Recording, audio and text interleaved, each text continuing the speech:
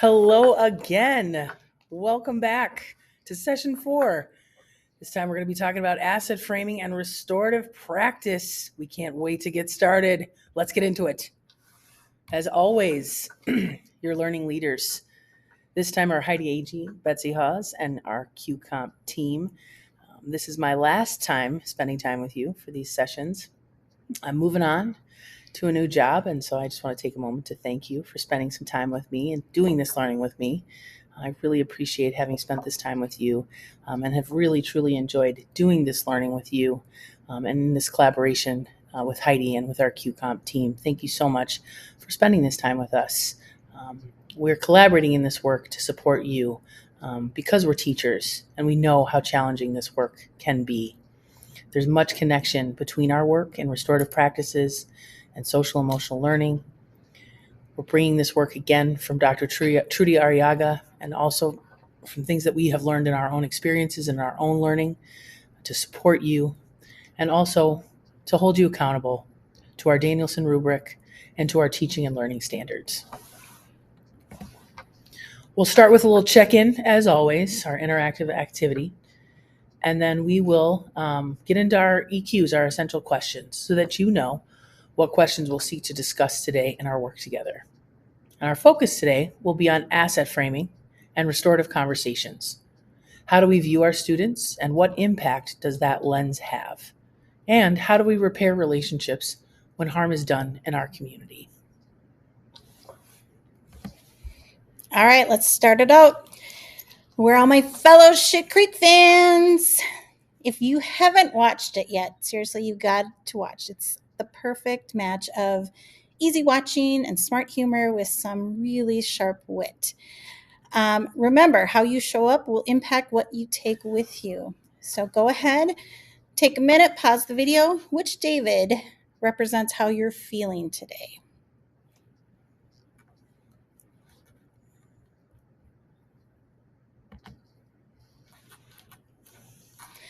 All right, let's talk about our essential questions today.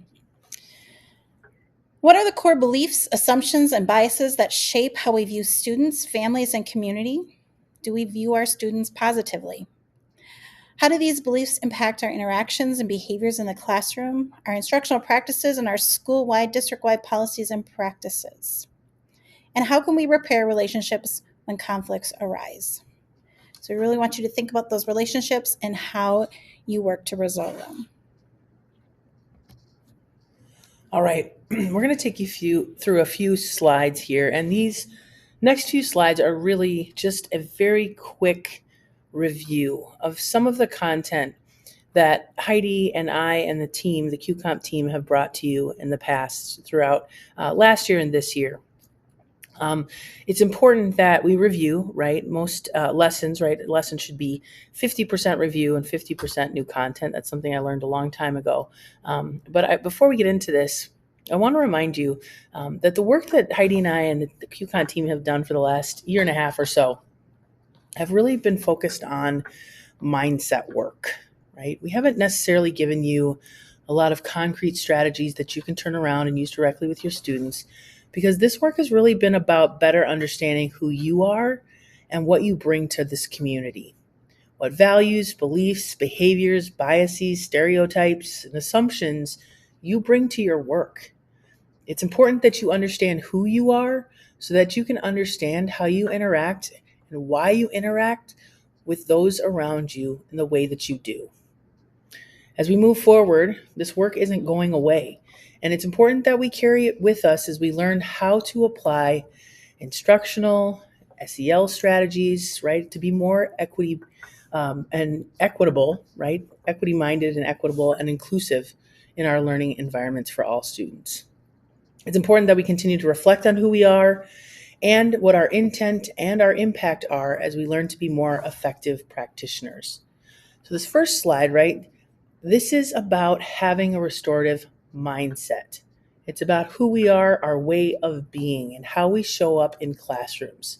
So what do we believe about community? What do we believe about the cultures of our students? What do we know about the cultures of our students? What do we believe about our role in our community and how to repair when harm is done in that community? You've seen this time and again, right? Not only from Heidi and I, but also probably a lot from your QComp coach and the time you spend with that coach. We know that this social discipline window guides the work that we do because we know that the fundamental hypothesis of this work, right, is that people are happier, our students are happier, more cooperative and productive when we do things with them rather than to them or for them. So how do we do instruction with our students? How do we do discipline, right, with our students? How do we co-create classrooms and behavioral expectations with our students? So it's important that we include that student voice and choice in all of the learning that we do each day. We saw this, I believe, in our second session that we did together this year. So this notion of fair process, this essential part of restorative practices, and we know that it's closely connected to that social discipline window we just talked about. It emphasizes that leaders should involve you in decision making, right?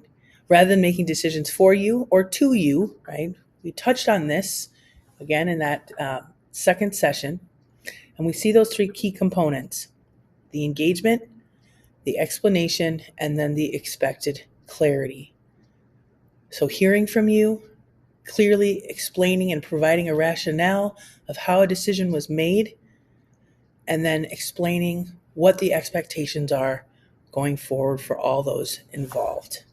Fair process doesn't mean that every decision is made through the democratic vote, right? That's not what that means. But it does ensure that everyone's voice is heard and that feedback is taken into account before the final decision is made. Then this last time, if you were able to, we talked about the 9 innate affects. We learned that when fair process is used, right, when you're included and when this work is done with you, generally a positive affect is the outcome, right? And so you're living in that good space where you're feeling enjoyment, you're feeling happiness, right?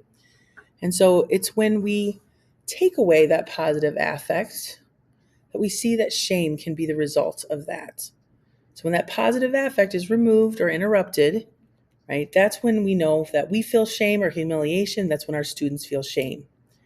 We don't believe that you're running around, right, making students feel shameful. That's not what we're saying. But we do know that our students can feel and will feel that shame or humiliation when that positive affect is removed. Okay? So it's important to consider that. It's important to understand how we can help our students and our peers perhaps work through those feelings and through those shame responses. And that's what we see here, right? We know that there's no chemical or electrical triggers for shame. We know that, again, this is simply defined as a reaction to any interruption of a positive affect. So there are those 4 responses. If you were able to watch those Disney clips or those clips of the cartoons, right, we saw those 4 responses. We know that some folks respond to shame by attacking others, right? You're the worst. You're terrible. I hate you. We might attack self. I'm awful at this. I'm terrible. Oh, I'm the worst. We might avoid, right? That's when we are in denial. We might abuse things like drugs or alcohol to get away from the feeling we're experiencing. Or we might withdraw. And I always think of Elsa, right? Running away to her ice castle in the woods. We want to get away from that feeling, so we run away from it. We talked about how we might, again, help our students when they experience that feeling of shame. We might listen, right? Simply listening can help our students to get that feeling out, right? Get what they're feeling out, to move through that feeling, to let it go. Acknowledging, validating that feeling for our students, right? Sometimes that's all I need, right? To know that someone hears me, to know that I'm heard and understood. We might encourage our students to express their feelings, or our peers. This works for grown-ups too. Encouraging them to express their feelings and talk about their experiences, right? Again, we're helping our students to work through, right? Not to push it down, distract, to forget about it, but to work through those feelings so that we can move on. All right, so just a quick review. Lastly, we introduced you to this basic needs chart the last time we met. We know that our students, in addition to their basic needs, have the needs of love and belonging, success, fun, and freedom. It's not our job to make sure that each child is getting their needs met, but it is our job to make sure that we're creating an environment where students can get their needs met. So, a need satiating environment, right? How do we help our students get those love and belonging, success, fun, and freedom needs met through instructional practice, right? Not through a standalone movement activity like a Go Noodle, not through a separate SEL activity like a meditation, right? Those are good things and they're great for brain breaks. But how do we actually incorporate some of these things into our instructional practices so that kids can experience what they need, they can get these needs met through their learning, right? We consider kids' cultural needs, we consider their instructional needs, right? And so how, again, do we meet these needs through our instructional planning? So when we think about your classroom and you think about how you have it set up, what are some ways that you might be able to meet these specific needs? All right. All right. Thank you so much. So we're going to ask you to circle up. We're going to have you pause the video. I'm not going to go through the norms. I think you know what the norms are by this time. But please make sure everyone has an opportunity to speak. Our questions today are as follows. Looking back on the social discipline window, can you share an example from your classroom where you engaged your students in an activity or lesson with them rather than doing it for them or to them? And the second one is, what are some ways you're fostering a classroom environment that meets your students' needs for belonging, success, fun, and freedom on a daily basis? We encourage you to look back at the basic needs charts on slide 12, as it will help guide you to answer the second question. We understand that meeting the individual needs of 25 plus students at once can feel nearly impossible. But think about how you can structure your classroom and lessons to address the needs of all your students at some point during the day. So pause the video, circle up, and we'll be back in a minute.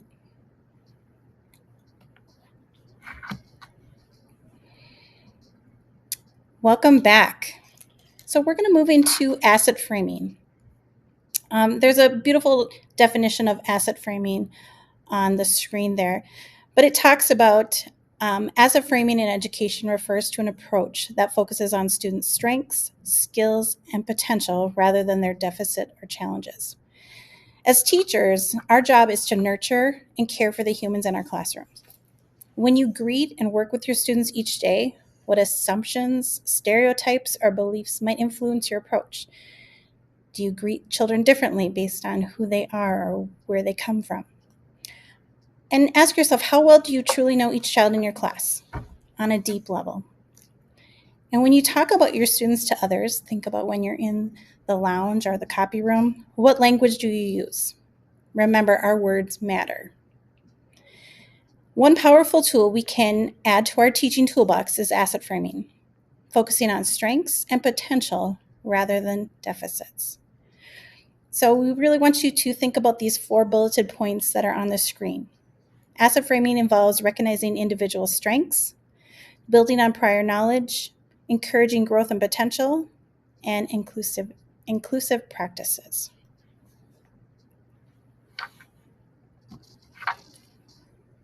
All right. So we've got a little video here for you to watch, and I think it really it's kind of a great illustration of asset framing. I don't want to give too much away, so I don't want to say much more about that, but I think we're going to play the video for you. And so if you want to continue to play the video, you can do that, or if you want to play the video on your own, you can pause the video at this time. But if you notice on the right-hand side, you'll see underlined there, the theory of action is such that teachers' beliefs influence their actions towards students, which in turn influence students' beliefs about their own abilities. So as you watch this video, I want you to think about that, right? Your beliefs about your students is what they start to believe about themselves. So consider that as you watch this short video.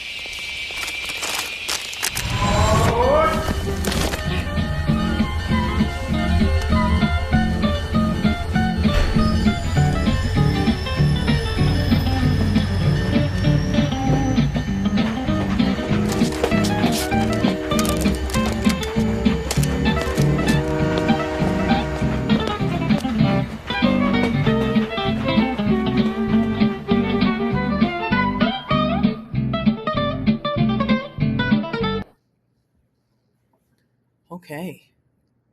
Interesting, huh? So there were some misunderstandings there, I think, happening. And so, just again, reminder, right? Thinking about how our thoughts, right, in turn influence our students' beliefs about themselves.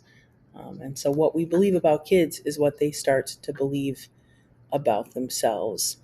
Recently, I was in my car and I was out running an errand, and I turned onto the street, and I was stopped at a stoplight and waiting to take a left turn. And before I went to take the left turn, I looked over, and the man next to me was getting ready to take a right turn. And before he took the right turn, he stuck his arm out the window and he gave me the middle finger. And I have no idea why he gave me the middle finger. None. And I don't think I did anything wrong, right? And if I did do something wrong, I have no idea what I did wrong. And so I was really confused, but he seemed very upset and very angry with me for something that I have no idea what I did wrong. And so this was like a miscommunication because he perceived me doing something so wrong, and perhaps even intentionally doing something so wrong, that he felt that the appropriate response was to do that, was to give me the middle finger, an expletive, right? So I assumed that he thought that I was doing something intentionally to harm him. And I had no idea what the problem was. And as I was talking to Heidi about this, she said, I think this happens all the time. I think there are these interactions where people are moving about the world and there are these hurts that are happening and we don't even know it, right? Where somebody's impacting somebody else, and maybe my cart in the in the market parking lot rams into somebody else and I don't even know it, right? And so, what could have happened between these two humans? So we're going to circle up and we're going to talk about that.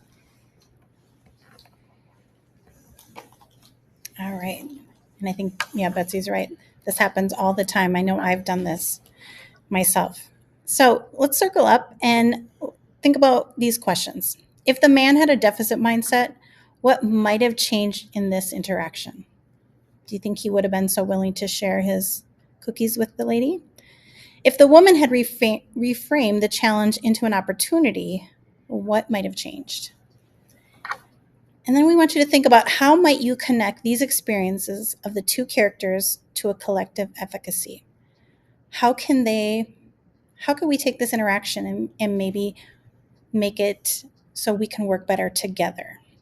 So pause the video, take a few minutes, circle up, and we'll be back in just a moment.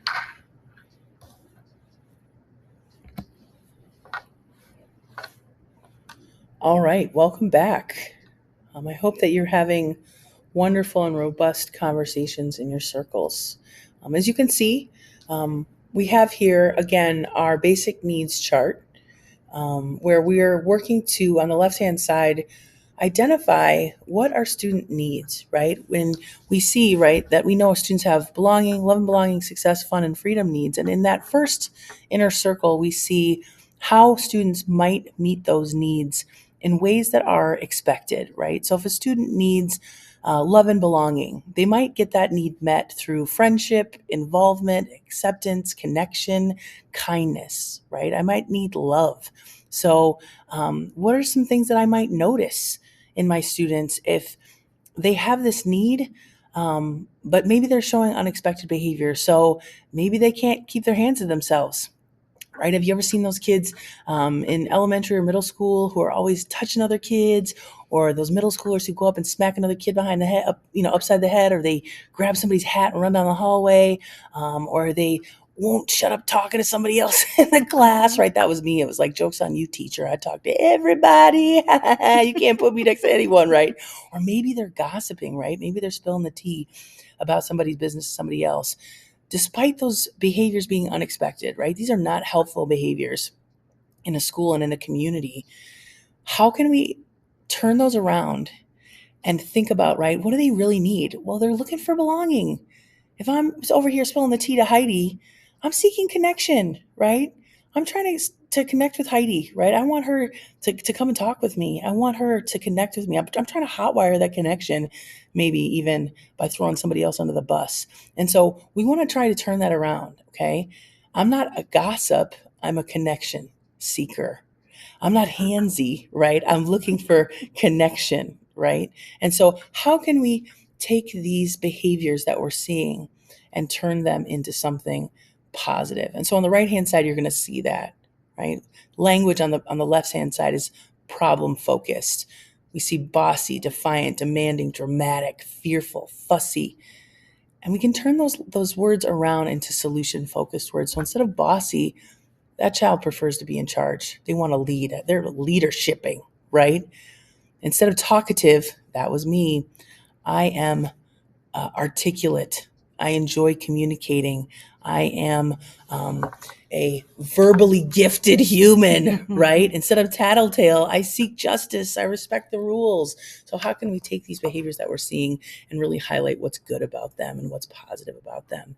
Because like Heidi said, our language matters, and how we see our students matters, and how we talk about our students really, truly matters, and it affects the way that they see themselves.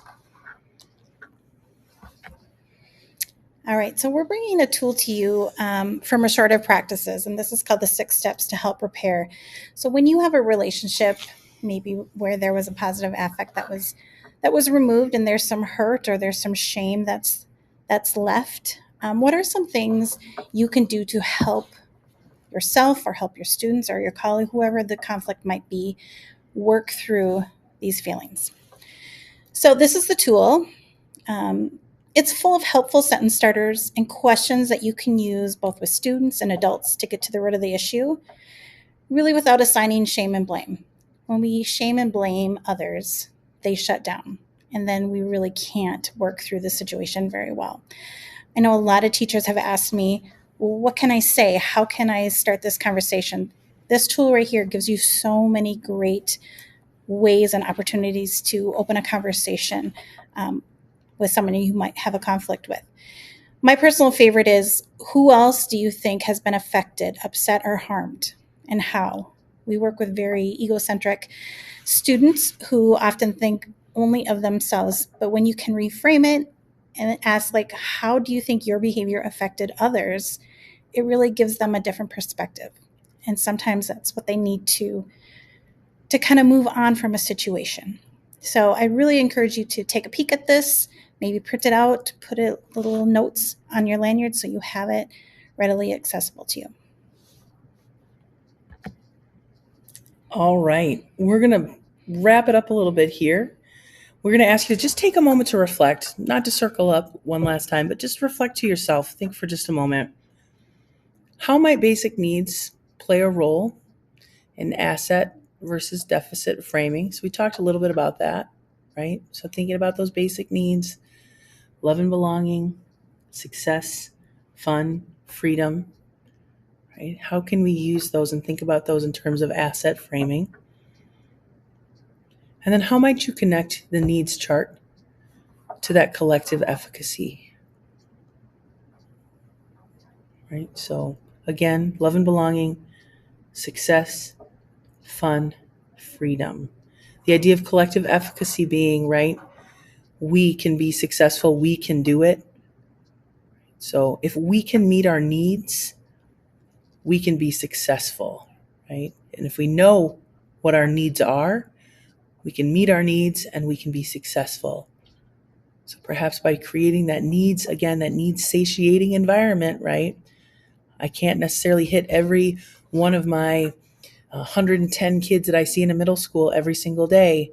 I can't even necessarily have a conversation with every 110 kids that I see every day in a middle school. But if I can create an environment that is needs satiating and that provides love and belonging, success, fun, and freedom, then I can get most kids, right? And those kids that I can't get, those 15% or 5%, those are going to be my yellow kids and my red kids. And they'll require an intervention, right? A tier 2 or tier 3 intervention. Okay, so take some time to think.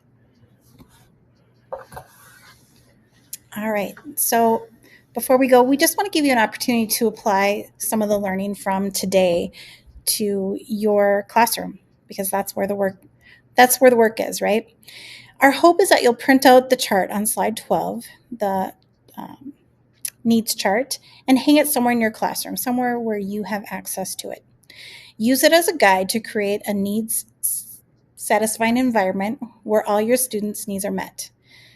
We don't want you to, and we don't expect you to, create 25 individual interventions to meet all the needs of your students, but how can you get more bang for your buck with creating an environment where they can get their belonging, their success, their fun and freedom needs met throughout the day.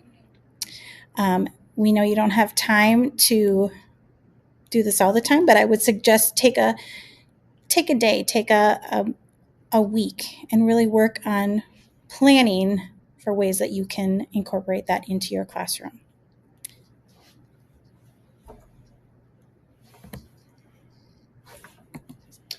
All right. Again, thank you so much. And thank you, just going back right to the beginning. Thank you for the time, for the energy, for the commitment that you have made, for the energy you've put into this work, for the time that you've given us. I'm so grateful for spending this time with you, for learning with you, for getting to do this work with you. And I just will miss having the opportunity to be on this journey with you. So thank you again. And I wish you nothing but the best in your work, in your classroom, in the summertime when you have time away, and just continued joy and success going forward in Bloomington Public Schools.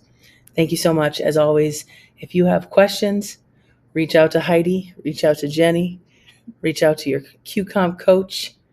If you can find me in Wayzata Public Schools, reach out to me there. Have a great year, y'all. Thanks, Betsy. I think we can collectively say thank you for all of the work that you've given to Bloomington Public Schools over the past 20 years, and especially the past 2 years working with all of our elementary staff. We were lucky to have this opportunity to work with you, and we wish you the best of luck. Thanks, everyone. Thank you.